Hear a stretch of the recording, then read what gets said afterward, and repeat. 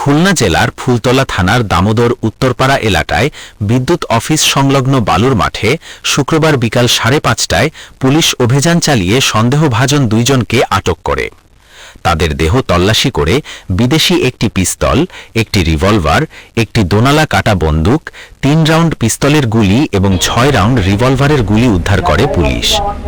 ফুলতলা থানার এসআই শফিউজ্জানের নেতৃত্বে অভিযান চালানোর পর অস্ত্রসহ গ্রেফতার হওয়া যুবকরা হচ্ছে ফুলতলা উপজেলার দামোদর কলোনিপাড়ার তরিকুল ইসলাম সুমন ও খুলনা নগরীর খানজাহান আলী থানার ফুলবাড়ি গেট এলাকার তানভীর চৌধুরী।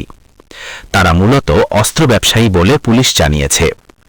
এই ঘটনায় গ্রেফতারকৃতদের বিরুদ্ধে আইনগত ব্যবস্থা প্রক্রিয়াধীন রয়েছে। ডেস্ক রিপোর্ট, বাংলার গেটেট।